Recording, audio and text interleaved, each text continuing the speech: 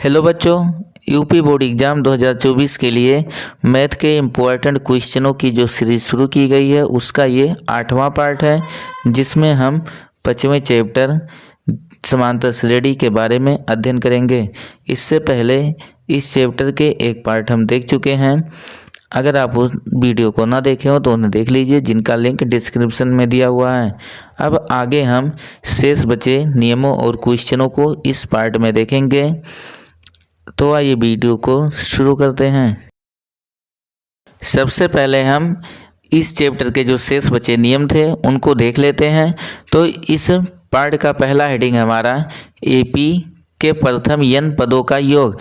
इसमें कहा है कि माना एपी का प्रथम पद ए व अंतिम पद यल है, तब इसके प्रथम n पदों का योग, इसका जो फार्मूला होता है आप इसको यन से भी दिखा सकते हो या फिर सीधे हम यन रहने देते हैं। तो ये यन बराबर होता है n/2 इंटू ए प्लस यल, जहाँ ए का मतलब एपी का प्रथम पद, यल एपी का अंतिम पद और यन पदों की संख्या होती है। अगर हमें एपी में उनका सर्वांतर दिया हुआ है तो उस स्थिति में इनके यन पदों प्रथम यन पदों का जो योगफल होगा यन, ये हो जाएगा n/2 into 2a plus n-1 into D, जहाँ प्रतीकों का मतलब पहले ही आपको हम बता चुके हैं कि यन पदों की संख्या होगी एपी में, ए एपी का प्रथम पद और उसके बाद डी एपी का सर्वांतर होगा। अब आगे यहाँ पर नोट में कुछ चीज़ें और बोला, इसको हम देख लेते हैं। इसमें बोला है कि किसी एपी का यनवा पद, इसके लिए फार्मूला है एन बराबर यन माइनस यन-1। ये फार्मूला आपके बुक में नहीं दिया हुआ, लेकिन इस फार्मूले की सहायता से हम कुछ बड़े और कठिन क्वेश्चनों को बड़ी आसानी से सॉल्व कर सकते हैं। जैसा कि हम एक फार्मूला पिछले पार्ट में देखे थे जिसकी सहायता से हमने कुछ बड़े क्वेश्चनों को आसानी से सॉल्व किया था, उसी तरीके से ये फार्मूला जो हमारा होगा इसकी सहायता से भी हम कुछ कठिन व बड़े क्वेश्चनों को आसानी से सॉल्व कर सकते हैं। तो फार्मूला आप याद रखेंगे कि किसी एपी के यनवा पद का फार्मूला हो जाएगा ए एन बराबर यन माइनस यन-1। अगर यन की बात करें तो ये एपी के प्रथम यन पदों का योग होगा, और उसके बाद यन-1 की बात करें तो ये एपी के प्रथम n-1 पदों का योग होगा। आइए अब हम इस चैप्टर के शेष बचे महत्वपूर्ण क्वेश्चनों को सॉल्व करते हैं।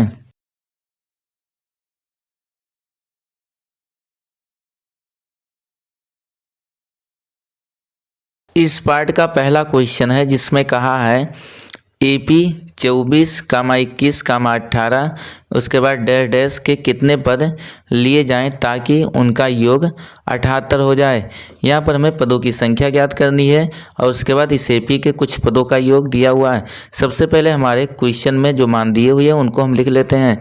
तो यहाँ पर एक एपी दिया हुआ है, यहाँ पर सबसे पहले हम लिख देंगे इस एपी के बारे में, लिख देंगे एपी, इसका वैल्यू दिया हुआ है यहाँ पर पहला पद इसका 24, दूसरे पद की अगर बात करें तो ये 21, तीसरा पद 18 और उसके बाद डैश डैश आगे के पद हमें नहीं मालूम है। अब आगे इसमें बोला कि कितने पद लिए जाएं, यानी कि यहाँ पर हमें यन का मान मालूम करना है और साथ ही कुछ चीज़ें दी हुई हैं, बोला है आगे ताकि इसका योग 78 हो जाए, यानी कि यहाँ से हमें यन का वैल्यू मालूम है। तो यहाँ पर इनका योग दिया हुआ 78, ये 78 हो गया और हमें पदों की संख्या ज्ञात करनी है। यहाँ पर हम पिछले नियम में आपको ही बता ही चुके हैं कि यहाँ पर जो हमारा एपी है इसका प्रथम पद जिसको हम ए से दिखाते हैं, उसके बाद सर्वांतर यहाँ पर हमें मालूम हो जाएगा। तो यहाँ पर हम लिख देंगे, यहाँ पर अगर आप लिखना चाहें तो यहाँ पर लिख देंगे या सीधे हम लिख देते हैं फार्मूला इसका कि एपी के प्रथम यन पदों का योग, एपी के प्रथम यन पदों का योग। ये जो हम यहाँ पर हिंदी लिखते हैं इसको आप जरूर लिखिएगा, क्योंकि हमें बोर्ड का एग्जाम देना ना कि कंपटीशन में हम बैठे हैं। तो यहाँ पे लिख देंगे कि एपी के प्रथम यन पदों का योग। अब इसके यन पदों के अगर हम योग की बात करें तो इसके यन पदों के योग का फार्मूला हमारा होता है यन बराबर, यहाँ पर आप याद करिए कि आपको दो फार्मूले बताए गए हैं, एक जब हमें अंतिम पद मालूम हो उसके लिए और एक जब सर्वांतर मालूम हो तो उसके लिए। तो यहाँ पर हमें सर्वांतर मालूम है तो यन बराबर इसके लिए फार्मूला होता है हमारा n/2 इंटू 2a उसके बाद plus n minus 1 into D. अब इस फार्मूले की सहायता से हम इस सीरीज के पदों की संख्या ज्ञात कर लेते हैं। उससे पहले अगर यहाँ पर आप सर्वांतर का वैल्यू लिखना चाहें तो यहाँ पर सर्वांतर हम लिख देते हैं। अगर सर्वांतर ये d बराबर हो जाएगा हमारा किसी भी पद में से उससे पहले वाले पद को घटा देते हैं। तो यहाँ पर जैसे 21 है, 21 में से अगर हम 24 को घटाएं तो 21 में से 24 को जब घटाएंगे तो यहाँ से हमें -3 प्राप्त हो जाएगा। अब यहाँ पर हम इन मानों को रख के देख लेते हैं। ये Cn इसका वैल्यू हमारे क्वेश्चन में दिया हुआ है कि इसके कुछ पदों का योग 78 था, तो यहाँ पर 78 लिख देंगे।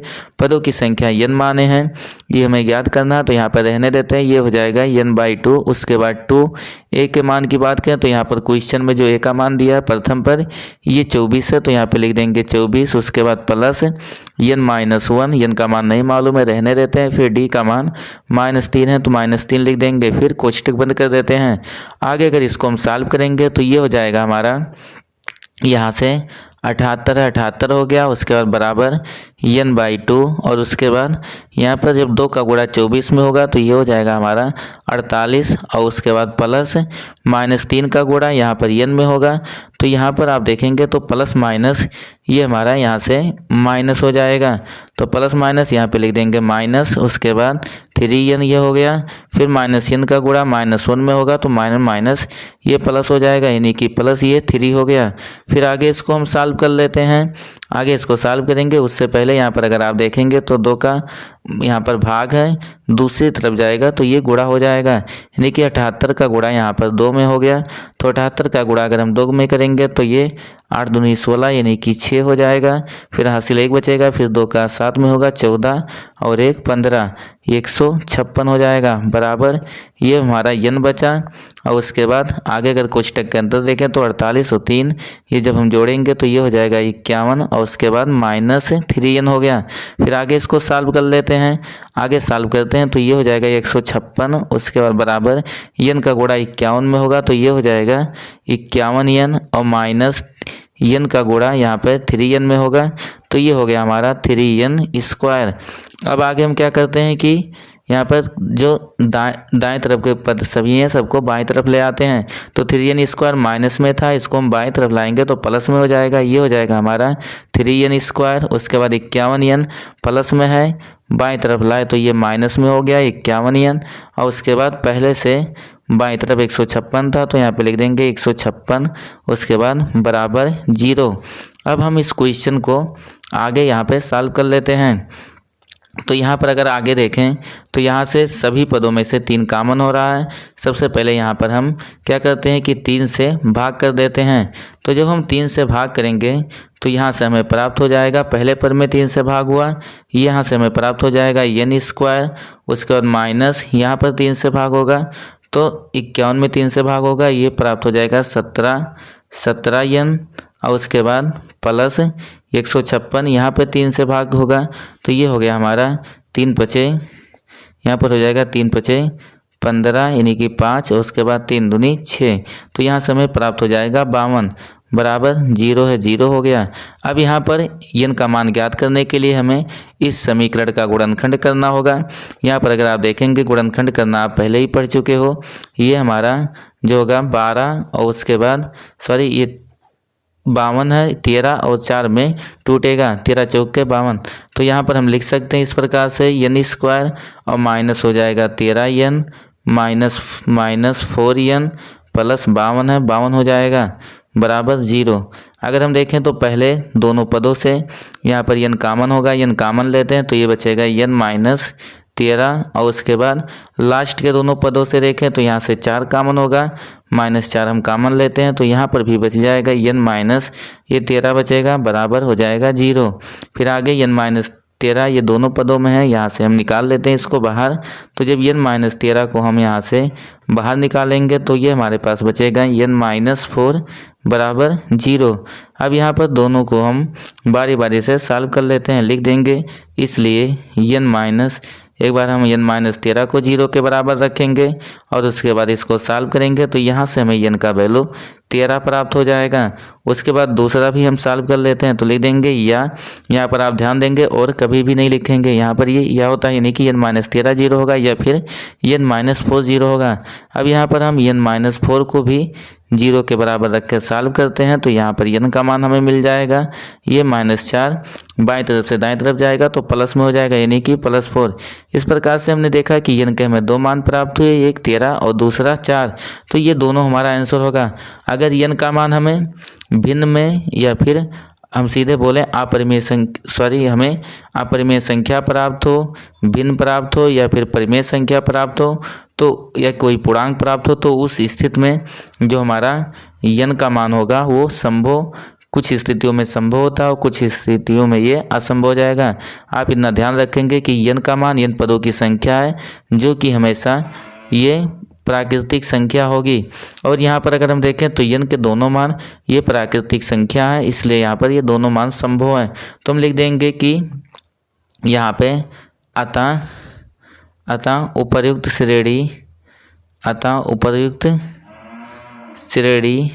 लिख देंगे। अतः उपर्युक्त श्रेणी, यहाँ पर क्वेश्चन में बोला था कि कितने पद लिए जाएं ताकि उनका योग 78 हो, तो लिख देंगे अतः उपर्युक्त श्रेणी के 13 या, दोनों हम लिख देंगे, यहाँ पर या लिखेंगे जरूर, तो 13 या 4 पदों का योग 13 या 4 पदों का योग 78 होगा। ये हमारा इस क्वेश्चन का आंसर है।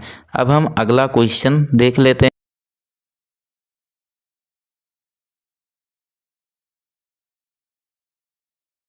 क्वेश्चन नंबर 2 है, इसमें कहा है किसी एपी के प्रथम पद और अंतिम पद क्रमशः 17 और 350 हैं। यदि सर्वांतर 9 है तो इसमें कितने पद हैं और इनका योग क्या है। अब यहाँ पर अगर हम देखें तो हमारे क्वेश्चन में जो मान दिए हुए हैं पहले उनको हम लिख लेते हैं। क्वेश्चन में बोला है कि इसका प्रथम और अंतिम पद क्रमशः 17 और 350 है, तो प्रथम पद को हम ए से दिखाते हैं, इसलिए यहाँ पे लिख देंगे कि ए बराबर ये दिया हुआ हमारा 17, अंतिम पद यानी कि यल ये दिया 350 तो लिख देंगे 350। और उसके बाद आगे बोला था यदि सर्वांतर 9 है तो सर्वांतर को डी से दिखाते हैं, डी बराबर हो जाएगा हमारा 9। फिर आगे कहा था तो इसमें कितने पद हैं, कितने पद का मतलब हमें यन का मान ज्ञात करना है और आगे बोला है कि और उनका योग ज्ञात क्या होगा। तो योग का मतलब कि प्रथम यन पदों का योग या यन पदों का योग बोलेंगे, कहने का मतलब यन ज्ञात करना है। इतने मान हमारे पास 3 मान दिए हैं और 2 मान ज्ञात करने हैं।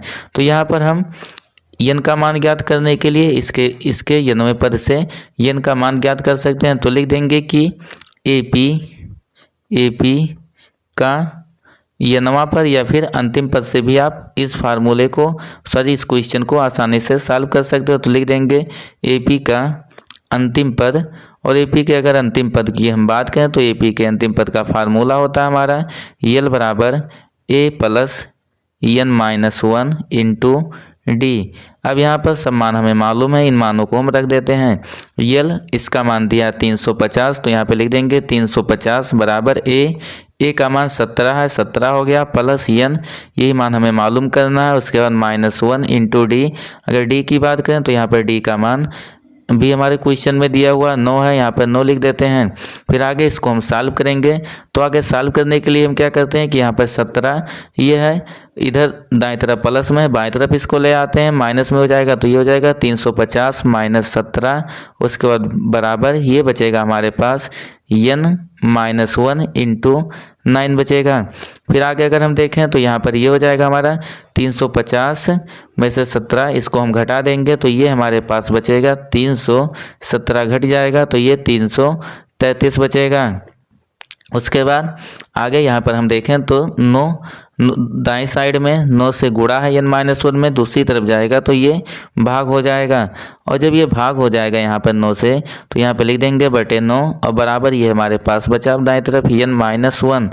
फिर आगे अगर हम देखें तो यहाँ से जब आगे देखोगे कि यहाँ पर दाएं तरफ n-1 है, दाएं तरफ से -1 को हम बाएं तरफ ले जाएंगे तो ये प्लस में हो जाएगा। इस प्रकार से यहाँ पर हम लिख सकते हैं n बराबर, और यहाँ पर हम भाग भी इसका कर देते हैं। तो जब भाग करेंगे 9 से तो 9 तिरिक 27 यानी कि 3, और उसके बाद 27 6 बचेगा, फिर 9 7 63 यानी कि ये 37 हो जाएगा। जब भाग करेंगे 333 में 9 से भाग करेंगे तो 37 हो जाएगा, और -1 ये दाएं तरफ से बाएं तरफ गया था तो ये प्लस में हो गया, तो प्लस लिख देंगे 1। आगे ये यहाँ से हम देखें तो 37 और 1 ये 38 हुआ। इस प्रकार से यहाँ पर हमें n का मान 38 प्राप्त हो गया। हमारे क्वेश्चन में बोला था कि इसमें कितने पद हैं, तो इसमें 38 पद हैं, और उसके बाद इनका योग भी पूछा था। अब हम इसका योग ज्ञात कर लेते हैं। तो यहाँ पर इसके योग ज्ञात करने के लिए हम योग वाला फार्मूला अप्लाई करेंगे, और योग वाला फार्मूला आप पहले ही आपको हम बता चुके हैं। यहाँ पर लिख देंगे कि AP के प्रथम n पदों का योग, AP के प्रथम n पदों का योग, और यहाँ पर अगर हम AP के प्रथम n पदों के योग का फार्मूला देखें, पदों का योग, तो योग के फार्मूला आप सर्वांतर के पद में भी पढ़े हो और अंतिम पद के भी रूप में पढ़े हो। तो यहाँ पर हमें अंतिम पद मालूम है, इसलिए हम वही फार्मूला लगाएंगे। तो यहाँ पर ये हमारा फार्मूला जो होता है SN बराबर ये होता है n/2 इंटू A प्लस यल। यहाँ पर ये फार्मूला इसलिए लगा रहे हैं क्योंकि हमें प्रथम पद भी मालूम है और अंतिम पद भी मालूम है। यहाँ पर SN इसके 38 पद हैं, तो यहाँ पर कहने का मतलब SN के जगह पे आप लिख सकते हो n यस, और उसके बाद n की जगह पे 38 लिख सकते हैं। अब n का मान रख देंगे, n का मान हमें 38 प्राप्त हुआ, तो यहाँ पे लिख देंगे 38, और उसके बाद बटे 2 हो जाएगा। प्रथम पद ये हमें 17 प्राप्त हुआ था, और उसके बाद प्लस यल का मतलब यहाँ पर दिया हुआ 350, तो यहाँ पे लिख देंगे 350। आगे इसको हम सॉल्व करते हैं, तो 38 में अगर हम 2 का भाग करते हैं तो ये हमें 19 प्राप्त हो जाएगा, और उसके बाद इंटू 17 और 350 को जोड़ देंगे तो ये हो जाएगा हमारे पास 300, ये 17 इसमें जुड़ जाएगा तो ये हो जाएगा 367। 19 का गुणा अब हम जब 300 यहाँ पर 19 का गुणा हम 367 में करेंगे तो ये हमें यहाँ से प्राप्त हो जाएगा 6973। ये हमारा 38 पदों का योग हुआ है। इस प्रकार से हमने देखा कि जो दिया गया कंडीशन था उसके अनुसार हमारे AP में 38 पद होंगे और उसके बाद उनका योग 6973 होगा। तो यहाँ पर हम इसको लिख देंगे कि अतः श्रेणी में या AP में अतः AP में 38 पद होंगे, अतः AP में 38 पद होंगे तथा उनका योग अब अगर उनके योग की हम बात करें तो उनका योग हमें प्राप्त हुआ है ये 6973, तो लिख देंगे तथा उनका योग 6973 है। ये हमारे क्वेश्चन का आंसर हो गया। अब हम अगला क्वेश्चन देख लेते हैं।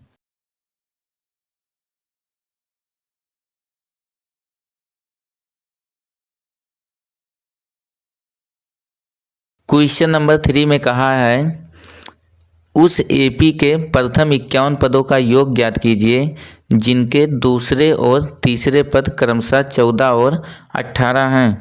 अब यहाँ पर सबसे पहले हम दिए गए कंडीशन के अनुसार जो मान दिए हुए हैं पहले उनको हम यहाँ पर व्यक्त कर लेते हैं। तो अगर हम देखें तो यहाँ से दिया हुआ कि उस AP के प्रथम 51 पदों का योग ज्ञात कीजिए, यानी कि हमें यहाँ से यस 51 का मान ज्ञात करना है। उसके बाद आगे बोला है कि जिसके दूसरे और तीसरे पद क्रमशः 14 और 18 हैं, यानी कि यहाँ पर दिया है दूसरे पद, यहाँ पे लिख देंगे दूसरा पद, ये दिया हमारा 14 और उसके बाद तथा इसका तीसरा पद भी हमें मालूम है। तीसरे पद का मतलब ये हो गया A3, इसका वैल्यू यहाँ पर 18 दिया हुआ है। अब यहाँ पर सबसे पहले हम मान लेंगे, लिख देंगे कि माना, ये शब्द आप जरूर लिखेंगे, लिख देंगे कि माना AP का प्रथम पद। अब यहाँ पर हम AP के प्रथम पद को A से दिखाते हैं तो लिख देंगे माना AP का प्रथम पद A व सर्वांतर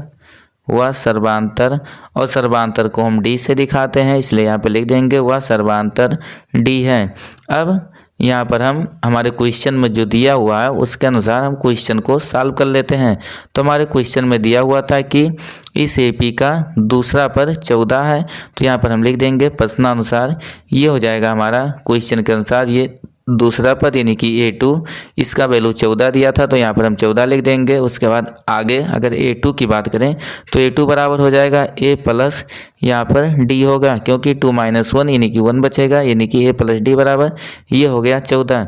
इसे यहाँ पर हम इक्वेशन नंबर फर्स्ट मान लेते हैं, लिख देंगे इसे समीकरण नंबर 1। उसके बाद और कुछ हमारे क्वेश्चन में दिया हुआ उसको भी यहाँ पर हम लिख लेते हैं, लिख देंगे तथा इसका तीसरा पद दिया था, तीसरे पद का मतलब A3 इसका वैल्यू क्वेश्चन में दिया हुआ है कि इसका वैल्यू 18 है। अब A3 इसके जगह पे हम लिख सकते हैं A प्लस 3 - 1 यानी कि 2, तो हो जाएगा 2D बराबर 18 है, तो यहाँ पर 18 लिख देंगे।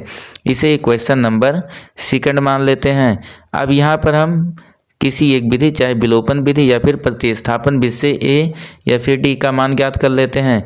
तो यहाँ प्रतिस्थापन विधि का विलोपन विधि का प्रयोग कर रहे हैं, लिख देंगे कि समीकरण 2 में से आप चाहे तो 1 में से 2 को घटाओ या फिर 2 में से 1 को घटाते हैं, मान वही मिलेगा। तो लिख देंगे समीकरण 2 में से 1 या फिर लिख देंगे समीकरण 1 को घटाने पर। और हम जब समीकरण 2 में से समीकरण 1 को घटाते हैं तो जिस भी समीकरण को हम घटाएंगे उसके चिन्ह परिवर्तित हो जाएंगे, यानी कि प्लस है तो माइनस में हो जाएगा और माइनस में है तो प्लस में हो जाएगा। तो 2 में से 1 को घटा दें इसलिए 1 के चिन्ह बदल जाएंगे, A माइनस में हो गया, साथ ही D भी माइनस में हो जाएगा और 14 भी प्लस में, ये भी माइनस में हो जाएगा। तो यहाँ से हमें प्राप्त हो जाएगा A से A घटा, ये कैंसिल हो गया। उसके बाद 2D में से D घटेगा तो केवल D बचेगा और उसके बाद बराबर आगे अगर हम दूसरे साइड में देखें तो 18 में से 14 ये घट गया, तो हमें यहाँ से 4 प्राप्त होगा। अब यहाँ से हमें D का मान 4 प्राप्त हुआ। इस D के मान को हम किसी एक समीकरण में रख देते हैं, 1 में भी रख सकते हैं और 2 में भी। तो यहाँ पर लिख देंगे कि D का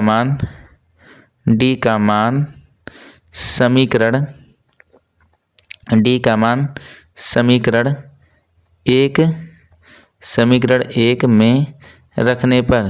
1 में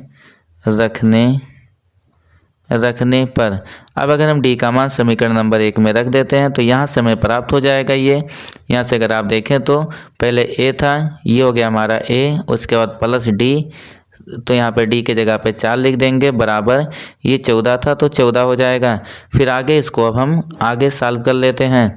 अगर इसको हम आगे सॉल्व करें तो यहाँ पर आप देखेंगे तो बाईं तरफ A प्लस 4 है, बाईं तरफ से इसको हम 4 को दाईं तरफ ले जाएंगे तो ये माइनस में हो जाएगा। इस प्रकार से हमें प्राप्त हो जाएगा A बराबर 14 - 4 और 14 में से जब 4 को घटाएंगे तो यहाँ से हमें A का मान 10 प्राप्त हुआ। अब यहाँ से हमने देखा कि D का मान 4 और A का मान 10 है। हमारे क्वेश्चन में बोला था कि उस AP के 51 पदों का योग ज्ञात कीजिए। लिख देंगे कि अतः AP के 51 पदों का योग। अब अगर इसके 51 पदों के योग की हम बात करें तो ये हो जाएगा हमारा, यहाँ से लिख देंगे यस 51 बराबर। अब 51 पदों के योग का हम 2 फार्मूला पढ़े हैं, जब हमें अंतिम पद मालूम हो, जब सर्वांतर मालूम हो। तो यहाँ पर हमें सर्वांतर मालूम है इसलिए इसके योग का फार्मूला हो जाएगा n/2। n का मान 51 दिया तो यहाँ पे लिख देंगे 51/2। उसके बाद होता है 2a, तो ये हो गया 2a।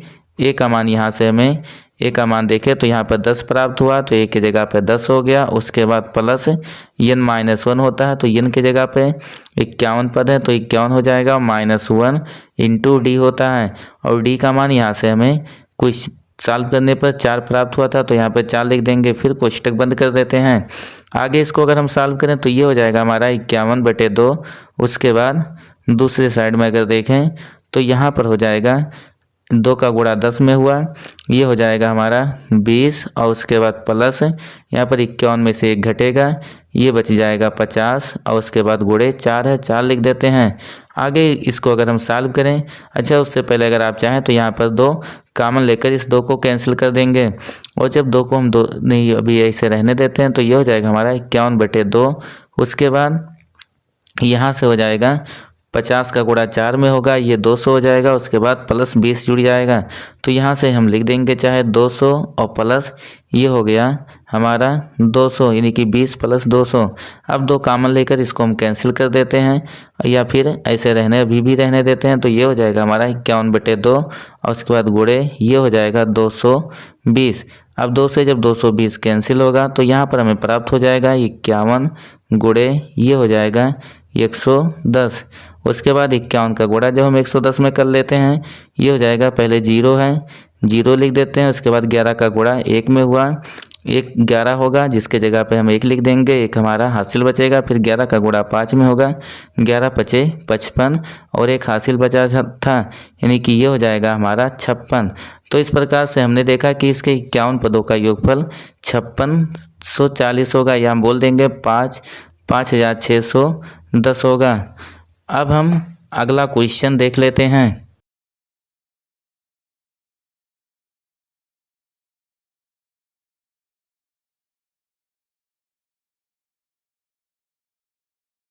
क्वेश्चन नंबर 4 है, इसमें बोला है यदि किसी एपी के प्रथम n पदों का योग 4n-n² है तो इसका प्रथम पद क्या है। प्रथम 2 पदों का योग क्या है, और उसके बाद आगे बोला दूसरा पद क्या है। इसी प्रकार तीसरे, 10वें और 91वें पद ज्ञात कीजिए। तो यहाँ पर सबसे पहले जो हमारे क्वेश्चन में मान दिए हैं उन मानों को हम रख देते हैं। यह बोला है कि किसी एपी के प्रथम n पदों का योग 4n-n² है, यानी कि यहाँ पर अगर हम देखें तो ये हमारा वैल्यू दिया हुआ है, एसएन का वैल्यू, एसएन प्रथम n पदों का योग दिया है, ये दिया 4n और उसके बाद -n²। फिर आगे हमारे क्वेश्चन में बोला था तो इसका प्रथम पद क्या है।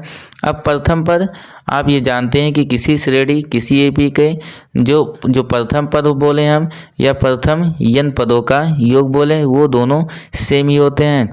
या आप चाहें तो जो आपको लास्ट में हम फार्मूला बताए थे उसकी सहायता से हम आसानी से इस क्वेश्चन को सॉल्व कर सकते हैं। तो यहाँ पर हम लिख देंगे कि एपी, ऐसे लिख देंगे कि एपी का n वां पद। अब एपी के अगर हम n वें पद की बात करें तो ये एपी के n वें पद का जो फार्मूला होता है हमारा, ये होता है an बराबर याद करिए लास्ट वाला फार्मूला जो आपको बताए थे वो था SN-1। इसी फार्मूले की सहायता से हम इस क्वेश्चन को सॉल्व करेंगे। अब यहाँ पर अगर हम SN की बात करें तो ये हमें मालूम है, इसका वैल्यू दिया हुआ 4n और -n², फिर माइनस है हम माइनस लिख देंगे। ये हमारा यहाँ तक अभी तक SN का वैल्यू था। अब आगे हम SN-1 का वैल्यू निकाल लेते हैं। तो यहाँ पर SN-1, यहाँ पर जहाँ जहाँ पे n है उसके जगह पे हम n-1 लिख देंगे। तो इस टाइप से ये हो जाएगा हमारा SN-1 का वैल्यू। जब n की जगह पे n-1 हम प्रतिस्थापित कर देंगे तो ये हो जाएगा 4 इंटू n की जगह पे हो गया हमारा n-1। उसके बाद फिर माइनस है, फिर n² है तो n की जगह पे लिख देंगे n-1 का स्क्वायर। उसके बाद कोष्टक बंद कर देते हैं। आगे अगर इसको हम सॉल्व करेंगे तो ये हो जाएगा हमारा, ये पहला कोष्टक ऐसे हटा देते हैं क्योंकि कोष्टक का कोई प्रभाव नहीं पड़ेगा, तो 4n-n² हो गया। उसके बाद माइनस, अगर हम दूसरे कोष्टक में देखें तो 4 का गुणा n में होगा, ये हो जाएगा 4n। उसके बाद फिर 4 का गुणा -1 में होगा तो ये हो गया -4। फिर आगे हम यहाँ पर दूसरे कोष्टक को हटाते हैं, तो जब दूसरे कोष्टक को यहाँ पे हटाएंगे तो यहाँ से हमें प्राप्त हो जाएगा ये n-1 का होल स्क्वायर है। इस ब्रैकेट को ओपन करेंगे तो ये हो जाएगा हमारा n², उसके बाद +1 और उसके बाद -2n हो जाएगा। फिर आगे कोष्टक बंद कर देते हैं।